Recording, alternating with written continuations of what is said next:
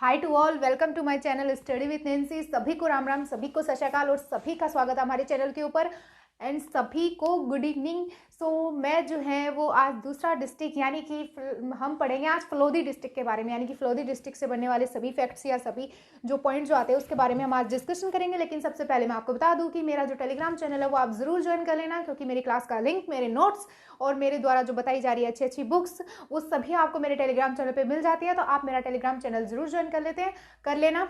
और अब हम जो है वो स्टार्ट करते हैं फलोदी डिस्ट्रिक्ट के बारे में कि क्या क्या चीज़ें आती है फलोदी डिस्ट्रिक्ट के बारे में। तो अब सबसे पहले हम स्टार्ट करते हैं कि फलोदी डिस्ट्रिक्ट जो आता है इसका उद्घाटन जो है वो कब किया गया था। तो फलोदी डिस्ट्रिक्ट का उद्घाटन कब किया गया था? तो 15 अगस्त 2023 को फलोदी डिस्ट्रिक्ट का उद्घाटन किया गया था। अब ये क्वेश्चन भी पूछ लेते हैं कि फलोदी डिस्ट्रिक्ट का उद्घाटन किसके द्वारा किया गया था। तो उस टाइम हमारे शिक्षा मंत्री आते थे बिड्डी कल्ला जी, और अब जो आते हैं वो मदन दिलावर सिंह जी आते हैं। तो उस टाइम जो शिक्षा मंत्री बीडी कल्ला जी ने हमारे फलोदी डिस्ट्रिक्ट का जो वो उद्घाटन किया था। नेक्स्ट अगर हम बात करते हैं कि फलोदी डिस्ट्रिक्ट जो आता है उसमें कितने उपखंड आते हैं, कितनी तहसीलें आती हैं, तो टोटल 6 जो है वो उसमें उपखंड आते हैं। तहसीलें कितनी आती हैं? तो टोटल 8 जो है वो इसमें तहसीलें आती हैं। उपखंड कितने आते हैं? 6 आते हैं। और तहसीलें कितनी आती है? 8 आती है। अब हम बात करते हैं कि कौन कौन से उपखंड आते हैं। तो सबसे पहले हम बात कर लेते हैं फलोदी की ही। एक उपखंड आता है फलोदी एंड दूसरा आता है लोहावट, एक आता है आहू, एक आता है धेंचू, एक आता है धेंचू। फलोदी, लोहावट, आहू, धेंचू और जो है वो कौन कौन से आते हैं? तो इसमें एक और आता है जिसका नाम आता है बाप और बापणी। यानी कि आप समझोगे कि बाप ही बापणी है, तो ऐसा बिल्कुल भी नहीं है। बाप और बापणी दोनों जो है वो अलग अलग है, यानी कि बाप और बापणी उपखंड जो है वो दोनों अलग अलग है। तो कितने उपखंड आते हैं? टोटल 6 उपखंड आते हैं। एक तो आता है बाप आता है, बापणी आता है, फलोदी आता है, धेंचू आता है और एक जो है वो लोहावट आता है और एक आहू आता है। नेक्स्ट हम बात करते हैं कि इसमें टोटल कितनी तहसीलें आती हैं। तो इसमें तहसीलें जो आती हैं वो एक तो जो आती है वो फलोदी आती है, एक आती है लोहावट आती है, एक आहू आती है, एक धेंचू आती है और एक जो आती है ये बाप आती है और बापणी आती है। और अगर हम बात करते हैं कि और तहसीलें कौन कौन सी आ जाती है इसके अंदर, तो और तहसीलें जो आती है उसमें एक घटियाली आती है और एक सेतरावा आती है। यानी कि घटियाली और सेतरावा, ये 2 तहसील और याद रख लेना, क्योंकि 6 तो जो उपखंड है ही, आपको 2 एक्स्ट्रा याद रखनी है तहसील में, जिसमें कि एक घटियाली आ जाएगा, एक सेतरावा आ जाएगा।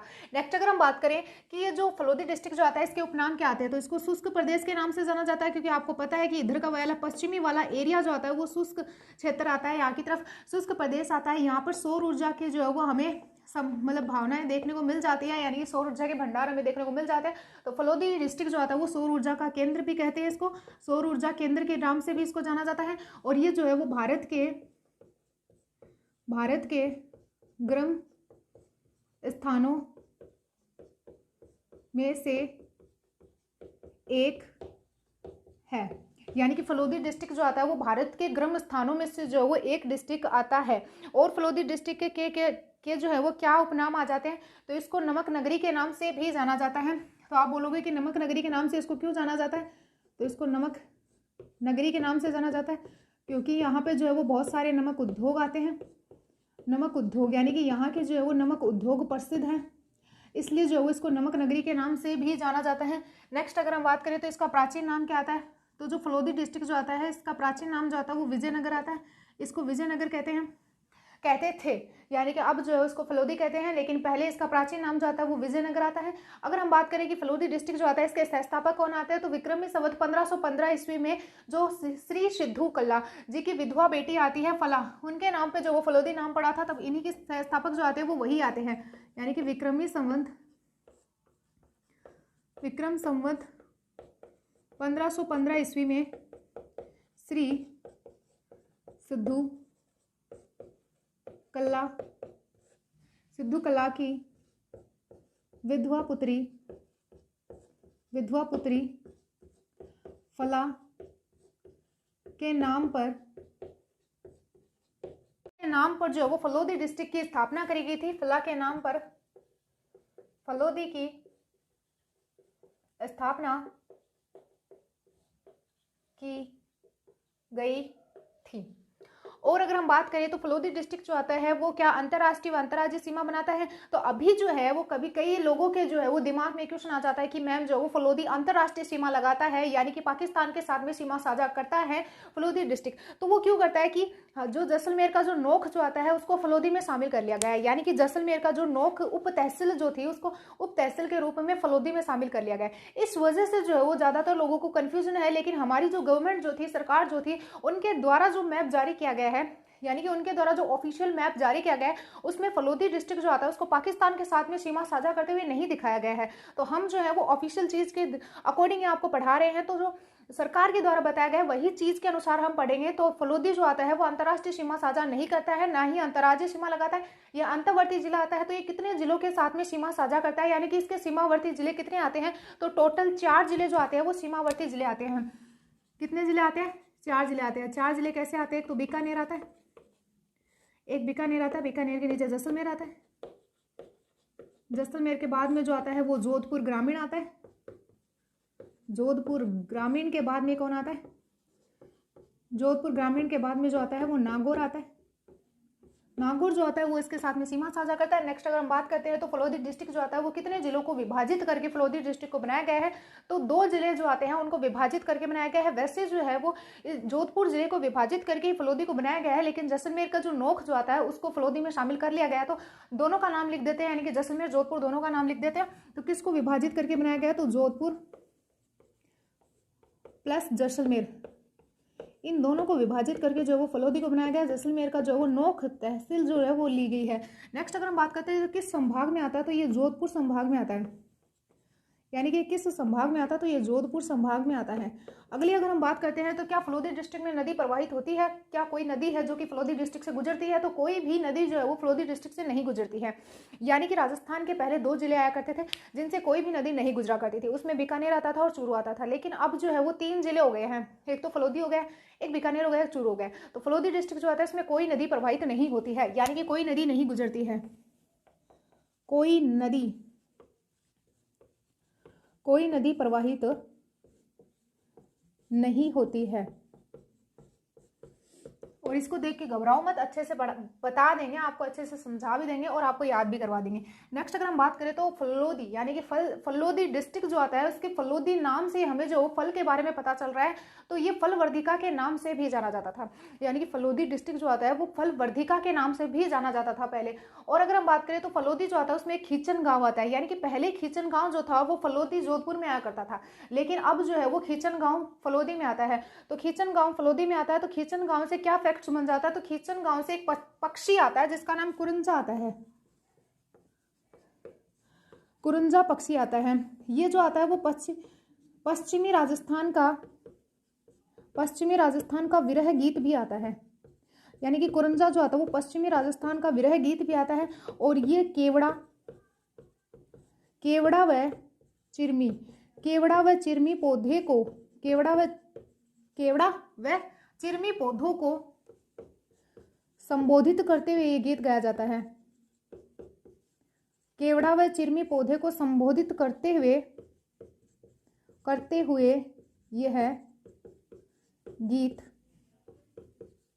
यह गीत गाया जाता है।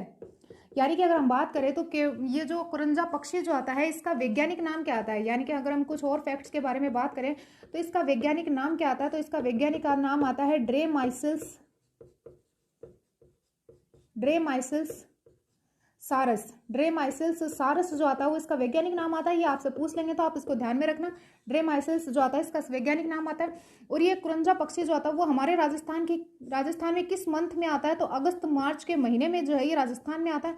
और ये राजस्थान में कहाँ से आता है? तो यूरोप, यूक्रेन और पोलैंड, यानी कि यूरोप, यूक्रेन, पोलैंड जो देश जो आते हैं इनसे ये आता है। और ये जो है वो दक्षिण पश्चिमी भाग से आता है, दक्षिण पश्चिमी भाग से जो ये कुरंजा पक्षी आता है।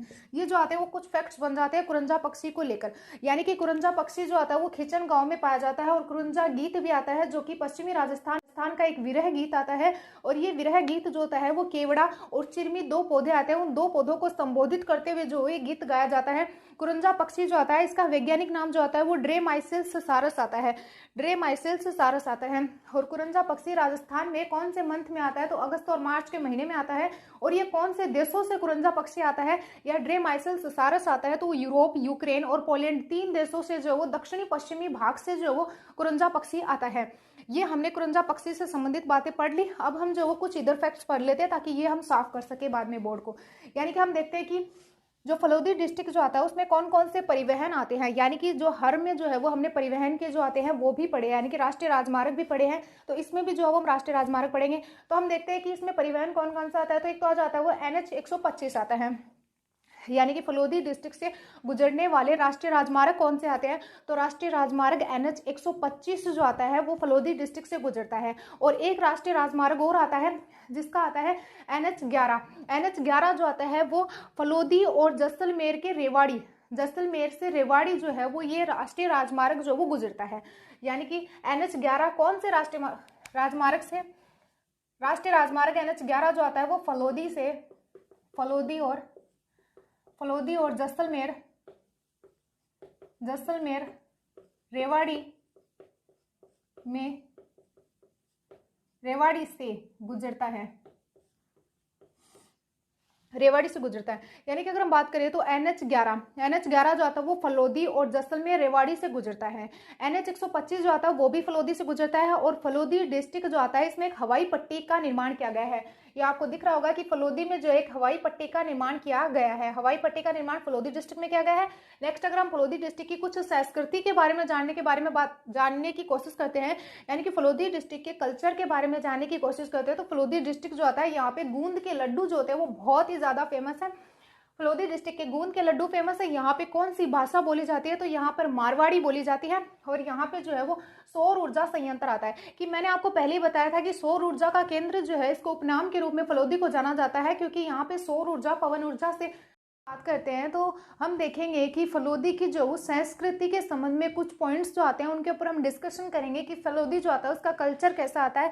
तो यहाँ पर जो वो गूंद के लड्डू बहुत ज़्यादा फेमस है। और यहाँ पे जो उनकी भाषा क्या आती है, यानी कि फलोदी डिस्ट्रिक्ट जो आता है वो मारवाड़ क्षेत्र में आता है और राजस्थान के पश्चिमी भाग में स्थित आता है। यानी कि ये फलोदी जो आता है वो राजस्थान के पश्चिमी भाग में स्थित है। यानी कि एक और फैक्ट और बन जाता है कि राजस्थान के पश्चिमी भाग में स्थित, यानी कि आप सभी को पता है कि फलोदी जो आता है वो इधर जैसलमेर, जोधपुर, बीकानेर की तरफ आता है, तो ये राजस्थान के पश्चिमी भाग में स्थित है। तो फलोदी में कौन सी भाषा बोली जाती है, तो मारवाड़ी लैंग्वेज बोली जाती है। और फलोदी डिस्ट्रिक्ट में क्या आ जाता है, तो यहाँ पर सौर ऊर्जा का संयंत्र आता है। मैंने आपको पहले कहा था कि फलोदी डिस्ट्रिक्ट जो आता है ये सौर ऊर्जा के केंद्र के रूप में जाना जाता है। तो यहाँ पर सौर ऊर्जा का क्या आ जाता है, एक संयंत्र आ जाता है। नेक्स्ट अगर हम बात करें तो फलोदी झील जो आती है वो खारे पानी की झील आती है, यानी कि फलोदी झील खारे पानी की झील आती है। और ये पश्चिमी राजस्थान के मरु प्रदेश में खारे पानी की झील को डांड कहा जाता है। यानी कि आपसे क्वेश्चन कर लेंगे कि डांड किसे कहते हैं, तो पश्चिमी राजस्थान में जो मरु प्रदेश में जो खारे पानी की झीलें जो होती हैं उनको डांड कहते हैं। यानी कि आपसे ये क्वेश्चन कर लेंगे कि डांड किसे कहते हैं, तो पश्चिमी राजस्थान में, यानी कि पश्चिमी राजस्थान में जो खारे पानी की झील होती है, यानी कि फलोदी झील जो होती है, मरु प्रदेश में जो खारे पानी की झील जो होती है उसको डांड कहते हैं। नेक्स्ट अगर हम बात करें तो परंपरागत जल संरक्षण की विधि जो होती है उसको पलाया झील कहा जाता है। यानी कि जो परंपरागत रूप से जल का संरक्षण करते हैं उसको पलाया झील कहते हैं। यानी कि फलोदी झील जो होती है वो खारे पानी की झील आती है। और पश्चिमी व मरु प्रदेश में जो खारे पानी की झील जो होती है उनको डांड कहा जाता है।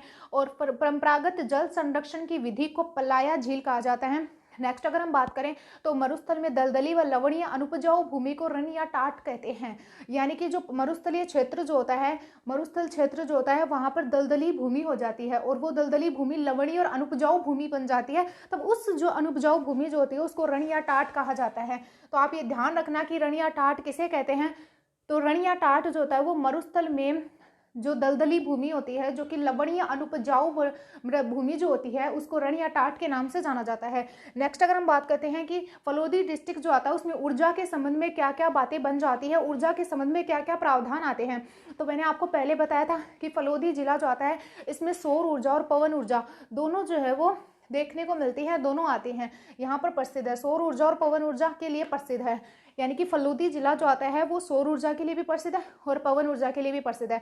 नेक्स्ट अगर हम बात करते हैं तो मथानिया में 140 मेगावाट की सौर मिश्रित चक्रीय परियोजना चलाई जा रही है, यानी कि पहले जो था वो मथानिया जोधपुर में आता था, लेकिन अब जो है वो मथानिया फलोदी डिस्ट्रिक्ट में आता है। तो मथानिया जो आता है यहाँ पर 140 मेगावाट की जो है वो सौर चक्रीय परियोजना चलाई जा रही है, सौर मिश्रित चक्रीय परियोजना चलाई जा रही है, यानी कि मथानिया में 140 मेगावाट की सौर मिश्रित चक्रीय परियोजना चलाई जा रही है। नेक्स्ट अगर हम फैक्ट्स के बारे में बात करते हैं तो देश का प्रथम सौर फ्रिज जो आता है वो बालासोर में स्थापित किया गया है।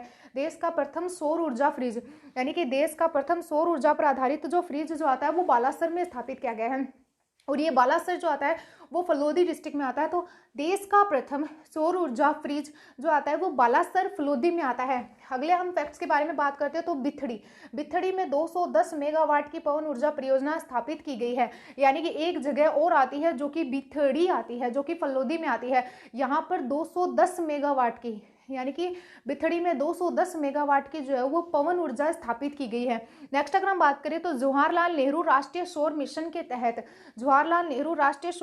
तहत फलोदी जिले के भड़ला ग्राम में 250 मेगावाट का सोलर पार्क अप्रैल 2012 में स्थापित किया गया है, यानी कि जवाहरलाल नेहरू जो राष्ट्रीय सौर मिशन आता है, यानी कि एक प्रकार का मिशन आता है जो कि जवाहरलाल नेहरू राष्ट्रीय सौर मिशन जो आता है उसके तहत हमारा जो भड़ला ग्राम जो आता है उसमें जो है वो 250 मेगावाट का सोलर पार्क स्थापित किया गया। और वो सोलर पार्क कब स्थापित किया गया, तो अप्रैल 2012 में स्थापित किया गया था।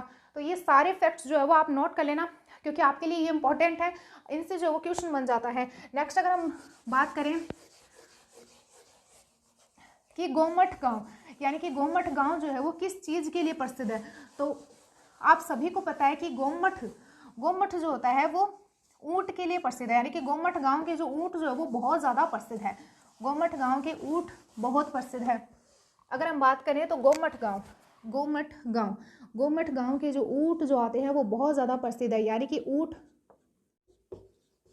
बाबू जी की पूजा करती हैं, यानी कि जब ऊँट की तबीयत खराब हो जाती है, ऊँट के बीमार हो जाते हैं, तब जो रायका या रेबारी जाति जो होती है वो पाबू जी की पूजा करती है। ऊँटों की देवी जो आती है वो अंता देवी आती है, जो कि बीकानेर की आती है। नेक्स्ट अगर हम बात करें तो वेद पाठियों के लिए जो है वो फलोदी डिस्ट्रिक्ट प्रसिद्ध है। वेद पाठियों के लिए जो वो फलोदी डिस्ट्रिक्ट प्रसिद्ध है। अब आप बोलोगे कि मैम फलोदी डिस्ट्रिक्ट में ये वेद पाठियाँ क्या होती हैं, तो वेद पाठियाँ यानी कि जो बड़ी बड़ी मूर्तियाँ जो होती हैं उनके निर्माण में जो वो फलोदी डिस्ट्रिक्ट बहुत ज़्यादा फेमस है, यानी कि आपको याद रखना है कि वेद पाठियों के लिए जो है वो फलोदी डिस्ट्रिक्ट प्रसिद्ध है। वेद पाठियों के लिए फलोदी डिस्ट्रिक्ट प्रसिद्ध है। तो एक फैक्ट और बन जाता है कि फलोदी डिस्ट्रिक्ट जो आता है ये सट्टे बाजारी के लिए प्रसिद्ध है। सट्टे बाजारी के लिए जो है ये फलोदी डिस्ट्रिक्ट बहुत ज़्यादा प्रसिद्ध है। सट्टे बाजारी के लिए फलोदी डिस्ट्रिक्ट पूरे भारत भर में प्रसिद्ध है। और जो है वो क्या फैक्ट्स बन जाते हैं, तो एक आता है ऊन विकास बोर्ड। ये ऊन विकास बोर्ड जो आता है ये जोधपुर में आता है, लेकिन ऊन की मंडी जो आती है वो बीकानेर में आती है, यानी कि ये आपको कंफ्यूजन क्रिएट कर देंगे कि ऊन विकास बोर्ड जो आता है वो कहाँ पे आता है। तो आप सोचोगे कि ऊँट जो होते हैं, ऊँट महोत्सव या ऊँट सार्वधिक जो है वो बीकानेर में, तो आप बीकानेर कर दोगे, लेकिन ऊन विकास बोर्ड जो आता है वो जोधपुर में आता है, और ऊन की मंडी जो आती है वो बीकानेर में आती है। नेक्स्ट अगर हम बात करें हमारे राजस्थान का पहला सीमन बैंक जो आता है वो बस्सी जयपुर में आता है, लेकिन राजस्थान का दूसरा सीमन बैंक स्थापित किया जा रहा है जो कि नरवा खिचियाना गाँव जो कि फलोदी में आता है वहां पर स्थापित किया जा रहा है। यानी कि हमारे राजस्थान का पहला जो सीमन बैंक जो आता है वो बस्सी जयपुर में राजस्थान का पहला सीमन बैंक आता है, और हमारे जो नरवा खिचियान गांव में जो राजस्थान का दूसरा सीमन बैंक आता है। राजस्थान का दूसरा सीमन बैंक जो आता है वो फलोदी में आता है, नरवा खिचियान गांव में आता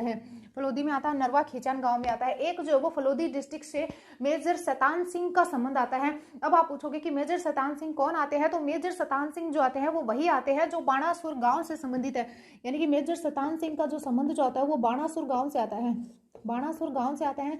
और इन्होंने जो है वो 1962 में जब मेजर शैतान सिंह जो आते हैं वो 1962 में भारत चीन के युद्ध में शहीद हो गए थे। इस कारण जो है इनको बाणासुर का बाणासुर का शहीद भी कहा जाता है, यानी कि बाणासुर का शहीद भी कहा जाता है।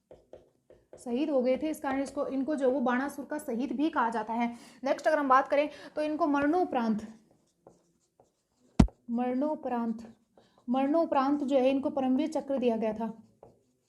मरणोपरांत परमवीर चक्र दिया गया था, इसलिए जो इनको परमवीर मेजर शैतान सिंह कहा जाता है। और ये बाणासुर जो आता है, ये बाणासुर फलोदी डिस्ट्रिक्ट में आता है, लेकिन वर्तमान में इसका नाम जो है वो मेजर शैतान नगर कर दिया गया है। मेजर शैतान नगर कर दिया गया है। मेजर शैतान नगर कर दिया गया है। नेक्स्ट अगर हम एक और फैक्ट्स के बारे में बात करते हैं, एक गांव आ जाता है जिसका नाम लाडिया गांव आता है,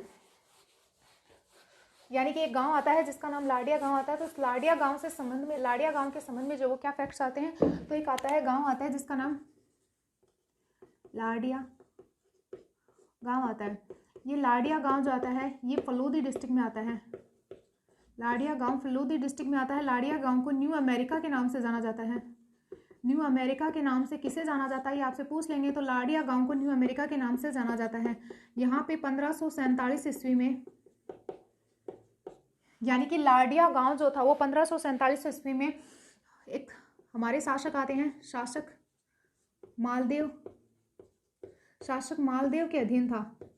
यानी कि लाडिया गांव जो था वो 1547 ईस्वी में मालदेव के अधीन था, लेकिन 1578 ईस्वी में यह बीकानेर के अधीन हो गया। 1578 ईस्वी में बीकानेर के अधीन हो गया। बीकानेर के अधीन हो गया। लेकिन फिर इसके बाद में जो है वो लाडिया गांव में और क्या हुआ, तो एक आता है 1615 ईस्वी में सुरसिंह, यानी कि सुरसिंह शासक के समय ये है मारवाड़, यानी कि जोधपुर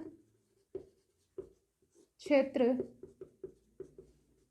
में आ गया।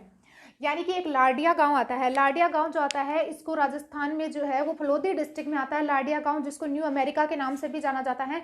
लाडिया गांव जो था उसमें 1547 ईस्वी में जो है वो क्या हुआ था कि जो राजा मालदेव, शासक मालदेव जो थे उसके अधीन था, लेकिन 1578 में वो गवा देते हैं और ये जो है वो बीकानेर के अधीन हो जाता है। लेकिन 1615 ईस्वी में जो वो शासक सूरसिंह के नेतृत्व में या शासक सूरसिंह के समय में जो है वो यह जोधपुर के क्षेत्र में जो है वो वापस आ जाता है। नेक्स्ट अगर हम बात करें तो और जो है वो क्या फैक्ट्स बन जाते हैं, तो आप ये सभी चीज़ें जो आती है वो नोट कर लेना, अपनी कॉपी में जो वो नोट्स बना लेना, क्योंकि आपके लिए बहुत ज़्यादा इंपॉर्टेंट हो जाते हैं इसीलिए। और मैंने भी आपके लिए बहुत ज़्यादा मेहनत करके जो ये सारा मटेरियल लेके आती हूँ, तो प्लीज़ लाइक शेयर और सब्सक्राइब ज़रूर कर दिया करो। ऐसे क्या कंजूसी बरता करते हो, लाइक शेयर और सब्सक्राइब कर दिया करो।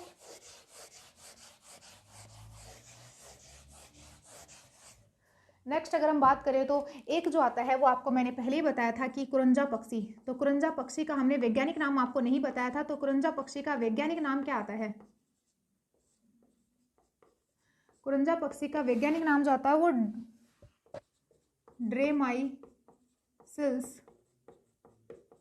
ड्रेमाइसिल्स सारस आता है। ठीक है, ये हो गया। नेक्स्ट अगर हम बात करते हैं, कुछ फैक्ट्स जो होते हैं वो पाबू जी के संबंध में बन जाते हैं, क्योंकि पाबू जी, हड़बू जी, मेहाजी मांगलिया का मंदिर, मेहाजी मांगलिया जी का मंदिर जो आता है ये बापणी में आता है। नेक्स्ट अगर हम बात करें तो करनी माता का जन्म स्थान भी फलोदी डिस्ट्रिक्ट में आता है। और एक और आता है लटियाली माता का मंदिर भी जो आता है वो हमें यहाँ पे देखने को मिलता है। और जो है वो फलोदी डिस्ट्रिक्ट से क्या फैक्ट्स बन जाते हैं, तो फलोदी डिस्ट्रिक्ट जो आता है यहाँ पर सट्टेबाजारी के संबंध में मैंने आपको बता दिया था, और यहाँ पे जो बोली जाती है वो भी बता दिया था। नेक्स्ट अगर हम बात करें तो फलोदी डिस्ट्रिक्ट जो आता है यहाँ पर पाबू जी से संबंधित किस तरफ झुकी थी, तो पाबू जी की पाग जो थी वो बाईं तरफ झुकी थी। नेक्स्ट अगर हम बात करें तो पाबू जी जो आते हैं उनने कितने फेरे लिए थे, तो पाबू जी जो आते हैं उन्होंने 3.5 फेरे लिए थे। ये नहीं आता है, लेकिन क्या पता आ जाए, क्वेश्चन पूछ लें आपसे। और जो है वो पाबू जी के संबंध में और क्या फैक्ट्स बन जाते हैं, तो एक आता है कि पाबू जी के मेले का आयोजन कब किया जाता है। यानी कि एक फैक्ट्स आता है कि पाबू जी के मेले का आयोजन कब किया जाता है। यानी कि अगर हम और पाबू जी के बारे में जानने की कोशिश करते हैं या जानते हैं, तो एक आता है कि पाबू जी के मेले का आयोजन कब किया जाता है। तो चैत्र माह में पाबू जी के मेले का आयोजन किया जाता है। यानी कि पाबू जी के मेले का आयोजन, पाबू जी के मेले का आयोजन कब किया जाता है, तो चैत्र माह में पाबू जी के मेले का आयोजन किया जाता है। पाबू जी के पवाड़े जो होते हैं वो माठ वाद्य यंत्र से गाए जाते हैं। माठ वाद्य यंत्र से जो वो पाबू जी के पवाड़े गाए जाते हैं, लोकगीत यानी कि लोकगीत के रूप में प्रसिद्ध है। यानी कि पाबू जी के पवाड़े जो होते हैं वो माठ वाद्य यंत्र से गाए जाते हैं। और पाबू जी के मंदिर में थाली नृत्य किया जाता है। यानी कि और क्या आता है कि पाबू जी के मंदिर में थाली नृत्य किया जाता है। पाबू जी के मंदिर में थाली नृत्य किया जाता है। तो पाबू जी के मंदिर में अगर थाली नृत्य किया जाता है, तो गोगा जी के मंदिर में जो है वो कौन सा नृत्य किया जाता है, तो सांकल नृत्य किया जाता है। और अगर हम बात करें तो यानी कि गोगा जी के मंदिर में जो वो सांकल नृत्य किया जाता है। 13 ताली नृत्य कब किया जाता है, तो 13 ताली नृत्य। 13 ताली नृत्य जो होता है वो किसके द्वारा किया जाता है, तो रामदेव जी के लिए 13 ताली नृत्य कामड़ जाति की महिलाओं के द्वारा विवाहित महिलाओं के द्वारा 13 ताली नृत्य किया जाता है। गोगा जी के लिए जो है वो सांकल नृत्य किया जाता है। जसनाथ जी के लिए जो है वो अग्नि नृत्य किया जाता है। यानी कि अगला हम बात करते हैं तो जसनाथ जी के लिए जो है वो कौन सा नृत्य किया जाता है, अग्नि नृत्य किया जाता है। अग्नि नृत्य जो होता है वो बीकानेर में किया जाता है। यानी कि जसनाथ जी के लिए अग्नि नृत्य किया जाता है और ये अग्नि नृत्य बीकानेर में किया जाता है। एक आता है कि कैला देवी के लिए कौन सा नृत्य किया जाता है, तो अगर हम बात करें कहाँ पे लिखिए, कैला देवी के लिए जो है वो कौन सा नृत्य किया जाता है, तो लांगुरिया नृत्य किया जाता है। लांगुरिया नृत्य किया जाता है। और अगर हम बात करते हैं तो और कौन कौन से डांस फॉर्म आ जाते हैं, तो एक आता है डांग नृत्य। डांग नृत्य जो होता है वो शाहपुरा में किया जाता है। यानी कि एक और फैक्ट्स बन जाता है डांग नृत्य। डांग नृत्य कहाँ पे किया जाता है, तो डांग नृत्य जो होता है वो शाहपुरा में किया जाता है। अरे शाहपुरा में नहीं, नाथ द्वारा राजसमंद में किया जाता है। डांग नृत्य जो होता है वो नाथ द्वारा में किया जाता है। नाथ द्वारा कहाँ पे आता है, तो राजसमंद में आता है। यानी कि डांग नृत्य जो होता है वो नाथ द्वारा में किया जाता है और ये कहाँ पे आता है, तो ये राजसमंद में आता है। नेक्स्ट अगर हम बात करें तो पाबू जी के जो है वो एक गुरु आते हैं। यानी कि पाबू जी के गुरु का नाम जो आता है वो समर्थ आता है। यानी कि पाबू जी के गुरु जो आते हैं इनका नाम जो आता है वो समर्थ भारती आता है।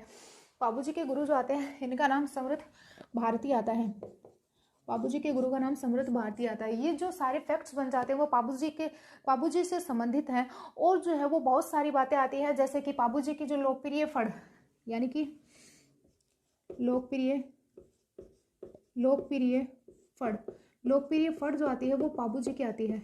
लोकप्रिय फड़ जो आती है वो पाबू जी की आती है।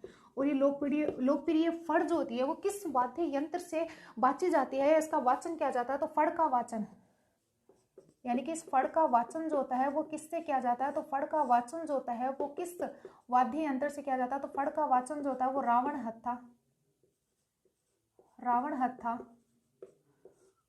वाद्य यंत्र से किया जाता है। यानी कि पाबू जी की फड़ जो होती है उसका वाचन जो होता है वो रावण हत्था वाद्य यंत्र से किया जाता है। और इनकी जो फड़ जो होती है वो चांदी से बनी होती है। यानी कि लोकप्रिय फड़ क्यों होती है, तो पाबू जी की फड़ जो होती है वो लोकप्रिय इसलिए होती है क्योंकि वो चांदी से बनी होती है। यानी कि पाबू जी की फड़ जो होती है वो चांदी से बनी फड़ होती है। यानी कि पाबू जी की फड़ चांदी से बनी होती है। पाबू जी की फड़ जो होती है वो चांदी से बनी होती है, ये लोकप्रिय फड़ होती है। और अगर हम फैक्ट्स के बारे में बात करते हैं तो मारवाड़ में सर्वप्रथम ऊँट लाने का श्रेय जो होता है वो भी पाबू जी को जाता है। यानी कि मारवाड़ में सर्वप्रथम ऊँट लाने का श्रेय जो आता है वो भी पाबू जी को जाता है। और सारी चीज़ें जो होती हैं वो हम आपको अगले वीडियो में बताएंगे। तो अगर वीडियो अच्छा लगा तो लाइक शेयर और सब्सक्राइब जरूर करें। Thank you and bye.